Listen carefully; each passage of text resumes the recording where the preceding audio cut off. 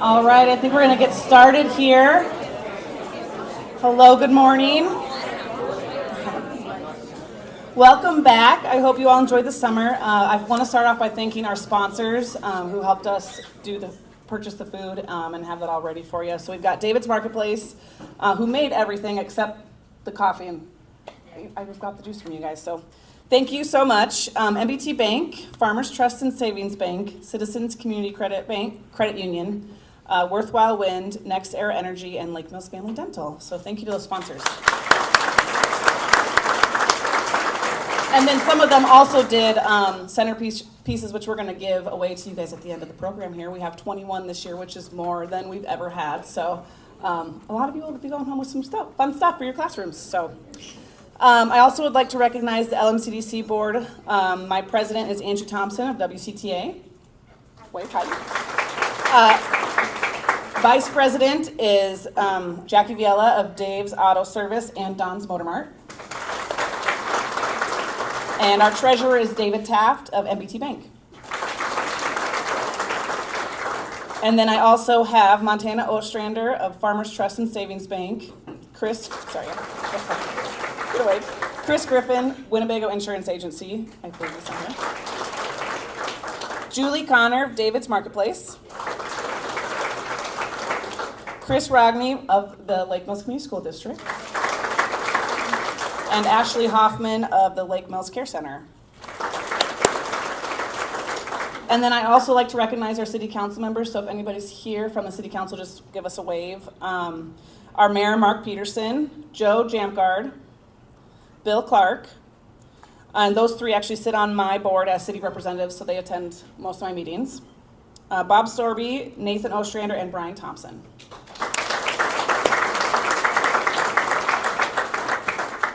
Again, thank you to David's for the rolls, fruit, and egg bake, and thank you to Royce's Brew for the fresh coffee. I think there's still quite a bit of cold brew left, and I believe she's working on some more hot coffee.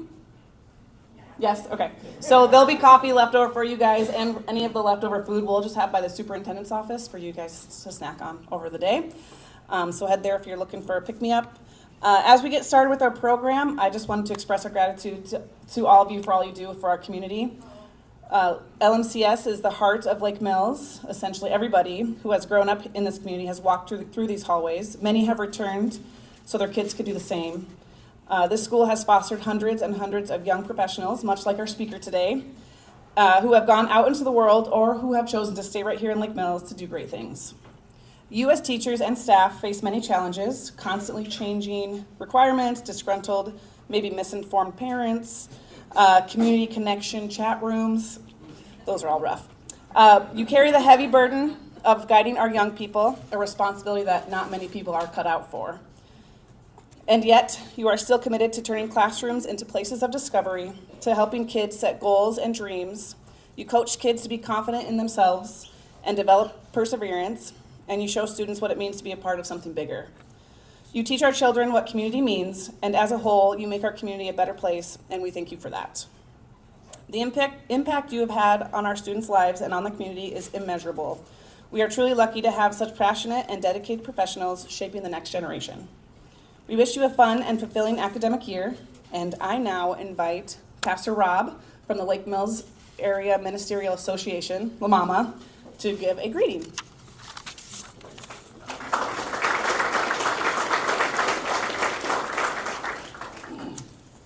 Thank you, Cassie, and thank you for asking me to do this. So my name is Pastor Rob Lamphere. I pastor Asbury United Methodist Church here in Lake Mills, and I'm here this morning on behalf of La Mama. So La Mama is our Lake Mills Area Ministerial Association.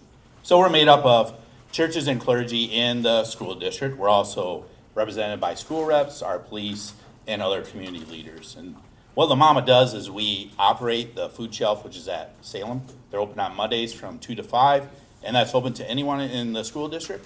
And there's no money limitation or financial limitation or anything. Anyone can go. And they also have a clothing closet as well. We are a part of the summer feeding programs this summer. We had meals for students who would normally get school lunch but didn't have access to that, and provided meals that they would have each week they would get for the week. We also have a community assistance fund. So anyone that would need rent assistance or utility assistance, those sort of things. We have a form they can fill out, and then we have people that help with that fund as well. During the school year, we host baccalaureate. The seniors plan that, but we just kind of are there for guidance and direction. And then we also host National Day of Prayer. So the first Thursday in May is National Day of Prayer, and we host that event. So if we have any Lamama members, I'd ask if you please stand to be recognized this one.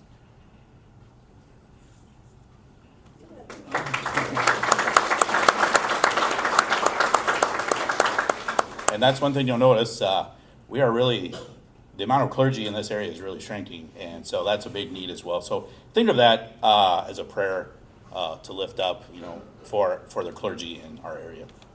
So when I was thinking about what to speak on this morning, and it occurred to me, a pastor and a teacher are very similar in our role, our vocation. We have a lot in common. So first off, no one just decides one day they want to be a teacher. It's a calling, right? You feel that, I want to do what I can to help the next generation. You feel this calling just as a pastor, because let's face it, we're definitely not in it for the money. Amen. As a teacher, you probably heard, you got it so easy. You get all summer off. You get every holiday. You don't have to work weekends. Oh, must be rough. So I would call that the equivalent of, a pastor, they only work one day a week. Right? I would say that's about the same. And so our jobs, they may not be physically demanding, but they're very emotionally and spiritually demanding. They require a lot of us. That's why self-care is so important. So I want to speak just a little bit on self-care. And when I think of that, I imagine a cup. So we have our cup. And in the Jewish tradition, there's that cup of blessing. That we think that we realize all our blessings, everything we have comes from God. God fills our cup up, and then we in turn can use that as a blessing to others. We pour out our cup. And so we need that to be full. And the Apostle Paul takes that same image when he relates it to the Lord's Supper. That cup, the cup of Christ, poured out for you and for many, for the forgiveness of sins. He takes that same idea connected to the Lord's Supper. So the idea that all blessings are from God. God is the giver of all good things, and he's the one who fills our cup. When our cup is full, then there's plenty to be poured out to others. So in our professions, I feel we're being poured out every day because we care. We care so much. We give. And it's not, if we don't take the time to fill our own cup, then there's nothing left to give. And, our cup's probably empty by noon some days. And so our word suffers, our own lives suffer as well. So we need that to help with our sanity. So take time to fill your cup. Hopefully you have a self-care routine and a regular practice. And my routine will be different from all of yours, but take time. And so I thought, what's some good self-care ideas for a teacher? So I went to my trusted resource, Google, and I found three things that I wanted to bring up. The first one is mindful breathing, and this actually works. So I use the spiritual practice of a breath prayer. So when you breathe in, it's one line. You breathe out, it's another. So just two lines. So I like to use, let your spirit flow through me. So when you breathe in, let your spirit flow through me. And you just say that a few times. And it's amazing how when you're just stressed and overwhelmed, just something simple like that, man, it's like it all fades away. It just kind of goes down. And there's plenty of breath prayer ideas out there, or you can write your own. Second would be to create a healthy work-life balance. When the bell rings, it doesn't mean we leave everything here, does it? No, a lot of times we take that home, just as I take home, whenever I go home for the day, my day isn't normally done. I'm still thinking about people in my congregation or those who are hurting. We're thinking of those families, we're thinking of those teachers, those students that shared something with us. We're like, it's hard to make that separation, but try to work on a healthy work-life balance. And the last thing is that saying no is actually a gift. I had to learn this lesson the hard way because there's so many great ideas and I want to do them all. And I wish I could, but man, we stretch ourselves so thin. Saying no is actually a gift. Learn to decline those extra commitments that may overextend your time and energy. And focus on the few things you do and do them well. Will you pray with me? Well, God, we thank you for all the teachers, staff, and administration, and for all the work that they do. Lord, we ask you to help each of them to have a great year and to find the time to keep their self-care cup full so that they have enough to devote to their work and students. And may the school year start off strong. I ask you to give them favor with their students and the parents, and grant them wisdom and lesson prep and the creativity to use their skills, talents, gifts, and graces. Amen.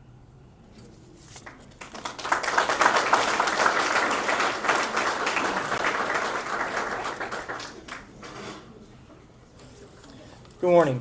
We've heard a lot of thank yous, and we're sincerely thank you to all the sponsors and everybody for being here, but I also want to take a minute just to thank Cassie for organizing and pulling this together. It really is a team effort, but it takes somebody to lead that and get it done. Not just this event, many events across, like probably all the events across the community, honestly.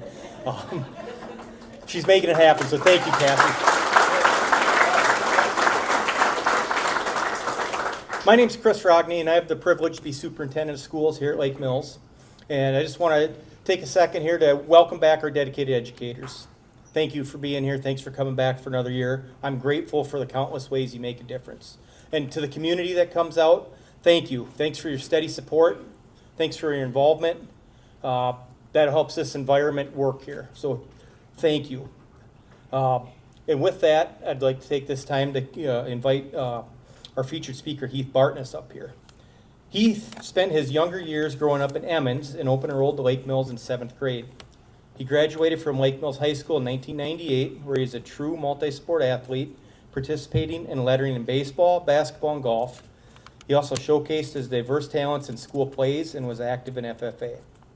After high school, Heath continued his education, earning a bachelor's degree in political science, public administration, from BV, Bena Vista University, and a master's in healthcare administration from Des Moines University.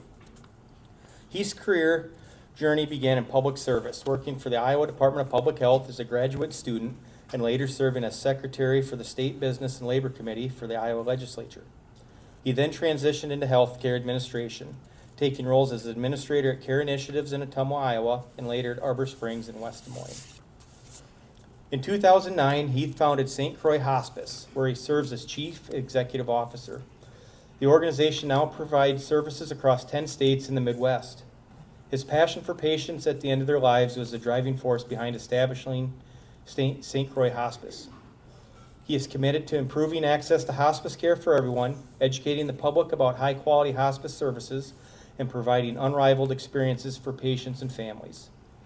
His visionary leadership and innovative approach have led St. Croix Hospice to receive the highest honor from the National Hospice and Palliative Care Organization for 4 consecutive years, 2021 through 2024. Today, Heath is not only a successful healthcare professional, but also a dedicated family man.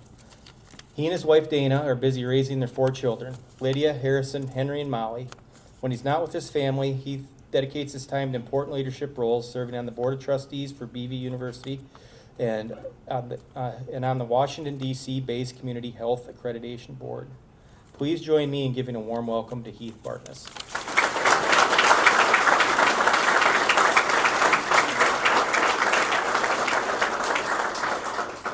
Thanks, and you got great hair. Great hair.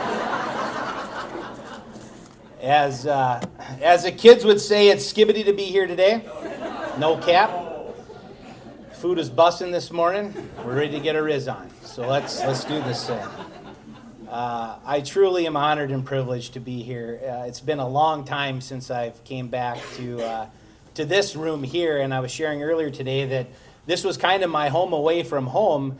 Being an Emmons kid, you know, this is where we'd have to wait to get picked up or for rides to kind of come and go. And there used to be a payphone up here, and whenever you know I was having to get my folks to give me a ride, I would call and say Heath North, meaning pick me up at the north door, and calling collect, right? Heath South. And so they'd say, will you accept this collect call from Heath North? No, we will not. And then 10 minutes later, I'd get picked up.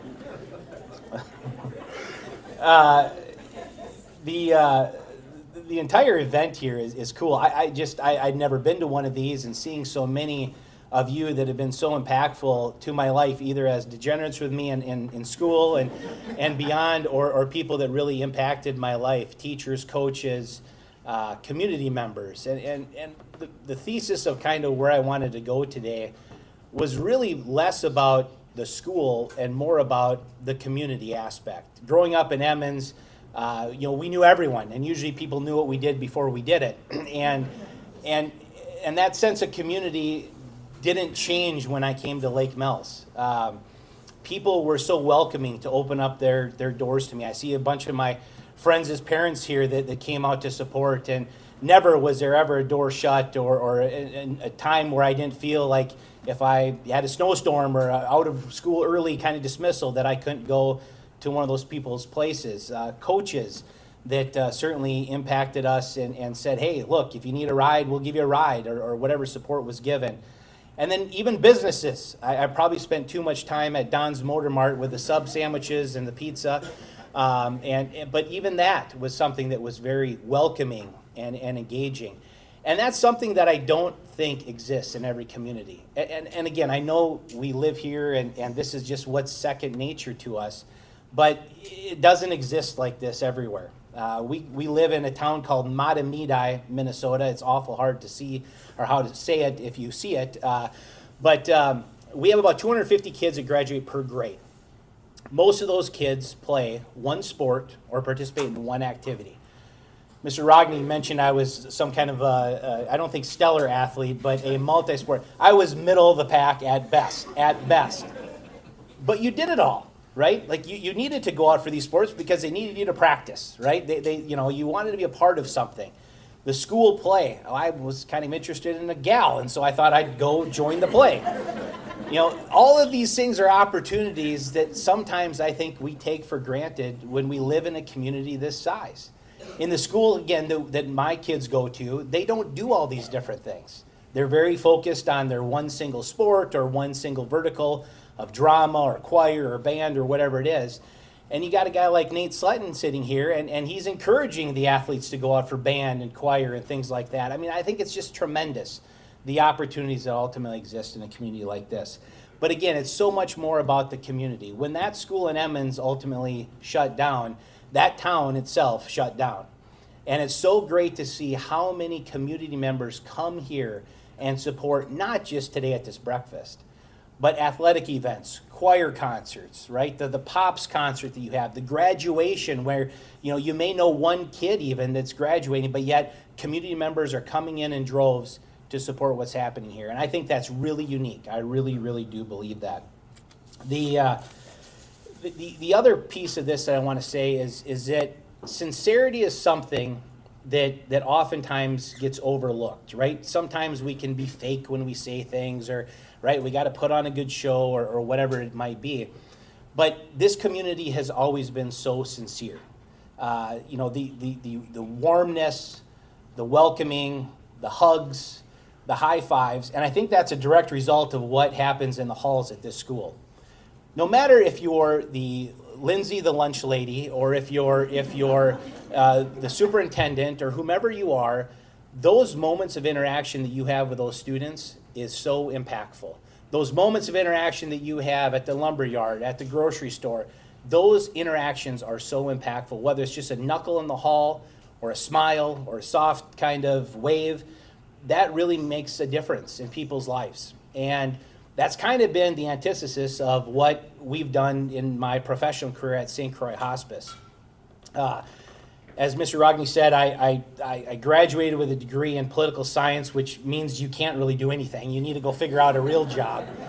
And I'll never forget, I was actually at a golf outing with some other probably degenerates, and it was Don Helgeson said, "You should go run a nursing home." And I thought, Don, I don't even know if you know what that means, but okay, I'll consider this. Lo and behold, I ran a nursing home, but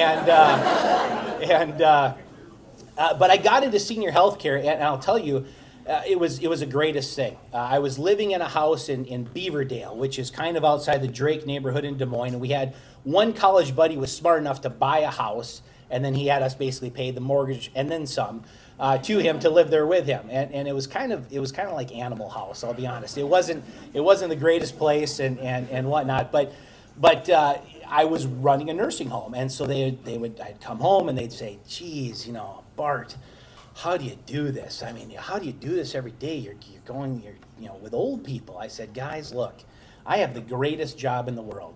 When the NCAA basketball tournament's on, I get to sit there and watch it with my residents. I get to eat every single meal for free. I do my laundry for free right there in the nursing home. I have the greatest gig in the world. While you guys are sitting at your computers, I'm making macaroni art, and it's the greatest thing that's ever existed. You have no idea how good I have it. The only thing I didn't like about the nursing homes was the building. And as you see today, what's happening outside, and I talked to Mr. Rogny and others, right? Water problems, right? HVAC systems, plumbing, water temp's not hot enough. I said, boy, if I could do this without having to deal with a building, I can do light bulbs and batteries. That's about my extent of being able to fix anything. This would be great. And I started learning about hospice because we had a number of different hospice programs that served in my nursing home. And I said, well, geez, I think we can do this. I think we can do this better. I think we can do hospice where we can help, really be a partner with the hospice team members as opposed to them being a vendor or kind of even them coming in and just saying, look, get out of our way, we're hospice, this is what's happening. Hospice is something that's exists for about 40 years. Hospice is a Medicare benefit, and so no one pays for hospice essentially, right? If you're 65 and older, Medicare pays 100% of the fee for hospice, and every hospice has to pay for all the medication, medical equipment, and medical supplies related to a patient that has a terminal diagnosis. Some patients can be in hospice for mere minutes. I mean, we could go to admit someone and they could pass away before we can even finish admission. Some people, like Jimmy Carter, was on hospice for over 2 years, right? So there is no finite number.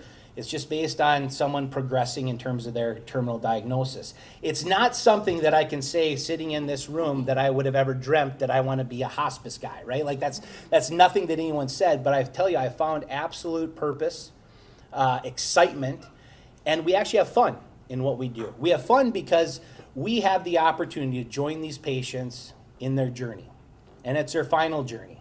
And that journey doesn't mean that we have to give up hope or that they have to give up hope. Sometimes that hope often changes, right? I'm not going to go run a marathon, but I sure would like to go to my grandkids' wedding, graduation, go to the lake one last time. And so we get this unique opportunity to be with these patients and family members at a very intimate time. And here's the interesting thing about it. Birth and death are very natural. They're very natural. And our job is to ensure that we can help progress that natural progression as comfortably and as meaningfully as possible. We had some really cool things that had happened over the last couple years in our program. We had a patient of ours who was in his 90s, and he lived in eastern Iowa. And he was a World War II veteran. And the day before he deployed to go out to do his basic training or whatever he had to do, he decided he was going to get married. And he and his wife got married with a justice of the peace. There was no pictures of the wedding, and she had no wedding dress. And he went out, served our country, fought the good fight, came back. They began their life as it stands. And our team had heard about this happening, and they said, well, we should do a wedding. We should have a wedding. And so they connected with the daughters of the couple, and they went out, they found a wedding dress, and someone was an amateur photographer, and so they had this wedding in the backyard of their house. And it was amazing. It was beautiful. It was incredible. And I got a call. This was like on a Thursday afternoon. I got a call on Saturday from the Washington Post. And they said, wow, we'd really like to do a story on, this couple. And, how did you decide to do this? And I said, I knew nothing about it. I had no idea that this even had happened until after it happened. I said, for every one story like this that exists, there's 10 to 15 others that have happened. We got calls, though, from the Washington Post, like I said, the largest newspaper in the UK, Spain, France. We were on People magazine. We had an interview with Inside Edition. It was incredible, right? This viral story, millions of views about this wedding that took place. And yet there was probably 15 other things that happened that same day that were just as impactful. Every engagement you have is similar to that. You don't know if it's going to be a viral news story. You don't know if it's going to make the front page of the Washington Post. We weren't on the front page, but it's meaningful and it's impactful. And just because you don't maybe get the credit for it doesn't mean that it's not as big of a deal as what others that get credit for is. We serve about 7,000 patients a day. 7,000 patients. We have 3,800 employees. We have locations in 10 states. And so no one really comes to us. Our staff kind of are deployed from our offices and they serve patients, whether it's in a nursing home, an assisted living, their own home, and a senior living apartment, or even under a bridge. We've had a number of folks that have been homeless. We take all patients regardless of if they have insurance or not. And there's some markets in Omaha and whatnot where we've had a significant number of immigrants that have come in and work in the packing plants and have had diagnoses of things that I was quite honestly very spooked by, a lot of HIV/AIDS cases and things like that. Our staff, though, are incredible human beings. They're absolutely incredible human beings. They care implicitly. They care without needing and warranting accolades. And I think that most of them could say that a significant reason for that is because of the communities that they grew up in. And again, you are building these future